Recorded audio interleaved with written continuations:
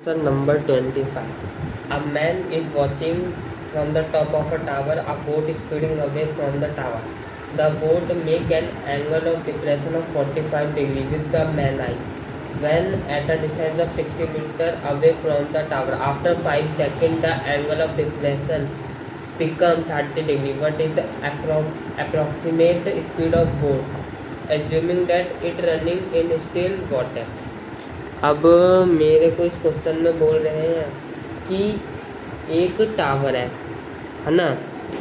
एक बंदा उस टावर के ऊपर से एक स्पीड को देख रहा है, जब स्पीड कह रहा हूँ, एक बोट को देखा, और जब वो बोट चल रही है पानी में, जब उसने स्टार्टिंग में देखा तब 30 डिग्री का 45 डिग्री का एंगल बना, ठीक है, और डिस्टेंस थी 60 मीटर।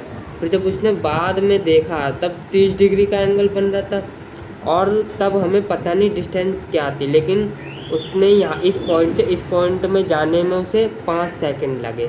कितने? 5 सेकंड। अब हमसे पूछ रहा है कि डिस्टेंस उसकी स्पीड बताओ कितनी है। अब मेरे को अगर मैं इस वाले फर्स्ट वाले केस के 45 डिग्री के हिसाब से देखूं तो यानी 10 45 इक्वल होता है परपेंडिकुलर अपॉन बेस, यानी 45 होता है 1, यानी परपेंडिकुलर अपॉन बेस। अब बेस इक्वल आ गया परपेंडिकुलर के, और मेरा बेस है 60, यानी और परपेंडिकुलर मेरी हाइट है, ये हाइट है ना, तो हाइट मेरा आ गया 60 मीटर, यानी मेरे को हाइट पता चल गई टावर की। अब मेरे को स्पीड बतानी है। उससे पहले अगर मैं ये निकाल लूँ, अगर मैंने x निकाल लिया तो मैं डायरेक्ट स्पीड का फॉर्मूला लगा दूंगा, speed equal to distance upon time. Time दे रखा है, डिस्टेंस हम अभी निकालेंगे, ठीक है। अब नेक्स्ट पेज पे चलते हैं।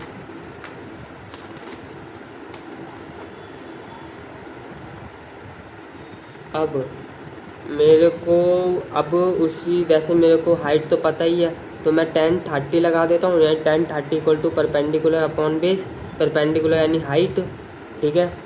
अब 10 30 होता है 1/√3 इक्वल हाइट कितनी है मेरी? हाइट है 60 मीटर, जो अभी हमने निकाला, और बेस हमने x ले लिया था, है ना, x + 60, क्योंकि हमने अगर इसके रिस्पेक्ट में निकाल रहे हैं तो ये पूरा डिस्टेंस आएगा, यानी x + 60, ठीक है। अब हमें यहाँ पे x निकालना है, क्योंकि हमारा निकल जाएगा, नहीं, x + 60 इक्वल है 60√3, यानी x इक्वल है 60√3 - 60, x equal to 60√3 - 1, okay, √3 - 1, x हमारा निकल गया। यानी अब मेरे को निकालना है स्पीड। स्पीड होता है डिस्टेंस अपॉन टाइम। डिस्टेंस हमने निकाल ली, x हमने निकाल लिया 60√3 - 1 अपॉन टाइम है 5। अब 5 से ये कट गया कितने? 12 टाइम पे, यानी 12 × √3 को मैं लिख सकता हूँ 1.73 - 1, यानी 12 × 0.73, यानी ये मल्टीप्लाई करने पे आएगा 8.96 अप्रॉक्स करके, है ना, 8.9 करके कुछ, नहीं 8.76, सॉरी 8.76। अब बट ये जो हमारी स्पीड है वो मीटर पर सेकंड में आए। अगर हमें किलोमीटर पर सेकंड में हमें ऑप्शन दे रखा है, अगर हमें किलोमीटर पर सेकंड में निकालना है तो ये 8.76 को 18.5 से मल्टीप्लाई करने पे हमारा किलोमीटर पर आवर निकल आएगा, और इसमें हमें ऑप्शन दे रखा है, और इसे मल्टीप्लाई करने पे हमारा 31.5 आएगा किलोमीटर पर आवर।